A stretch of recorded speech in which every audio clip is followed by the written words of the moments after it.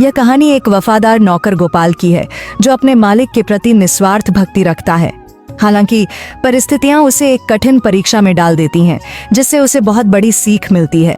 एक छोटे से गांव में सुरेश नाम का लड़का रहता था। बचपन में ही उसने अपने माता पिता को खो दिया। उसके पास न कोई सहारा था, न ही उसके पिता की कोई जमीन।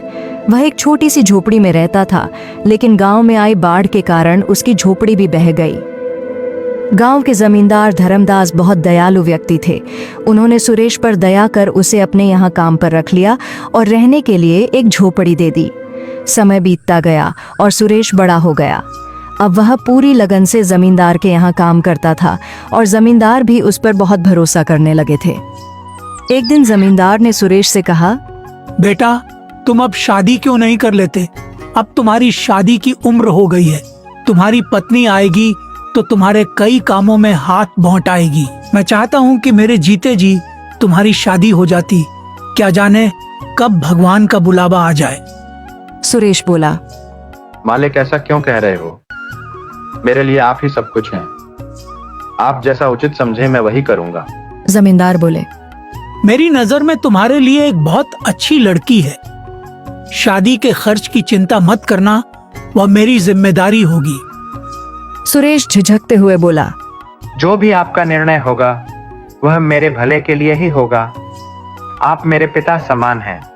धर्मदास का बेटा विक्रम यह सब सुन लेता है और गुस्से में अपने पिता के पास आता है। पिताजी, ये आप क्या कर रहे हैं? सुरेश हमारा नौकर है और आप उसकी शादी का खर्च क्यों उठा रहे हैं? धर्मदास ने सख्ती से जवाब दिया, वह मेरा नौकर नहीं, बेटे जैसा है। विक्रम चिढ़कर बोला, आप मेरे पिताजी हैं या उसके? धर्मदास नाराज होकर बोले, जब मैं बीमार था तब कहाँ गया था तुम्हारा अपनापन? तब सुरेश ने मेरी कितनी सेवा की थी। वह दिन रात मेरी देखभाल करता था और तुम अपने शौक में मस्त रहते थे। तुम मुझे मत सिखाओ कि कौन अपना है और कौन पराया। विक्रम और भी गुस्से में आ गया। उसने सोचा कि उसे सुरेश को रास्ते से हटाना होगा। विक्रम नशे और जुए की लत में डूबा हुआ था। एक दिन उसने अपने पिता से 10,000 रुपए मांगे, लेकिन जब जमींदार ने उसे पैसे देने से इनकार कर दिया तो वह भड़क उठा। विक्रम ने सोचा, अब मैं देखता हूँ कि मुझे पैसे कैसे नहीं मिलते। वह चोरी की योजना बनाने लगा। अगले दिन जमींदार की तिजोरी से 20,000 रुपए गायब हो गए। पूरे घर में हड़कंप मच गया। विक्रम मौके का फायदा उठाकर बोला, पिताजी, चोर और कौन हो सकता है? सुरेश ही होगा। सुरेश हैरान रह गया।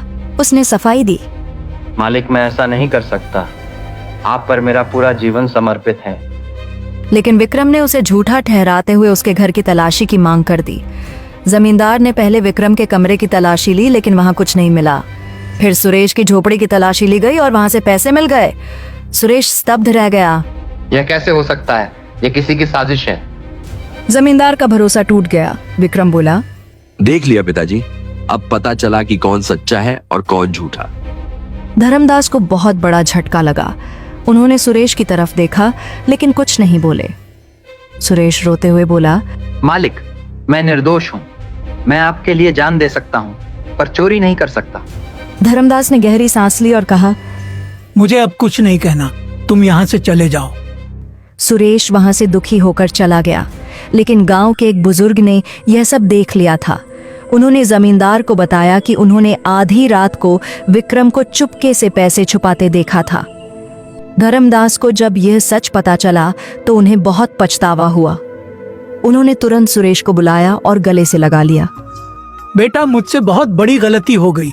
मैं तुम पर भरोसा नहीं कर सका। विक्रम ही असली चोर है।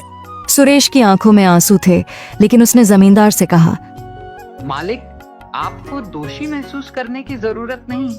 आपके लिए तो मैं जान भी दे सकता हूँ। धर्मदास ने विक्रम को घर से निकाल दिया और उसे अपनी गलती सुधारने का आदेश दिया।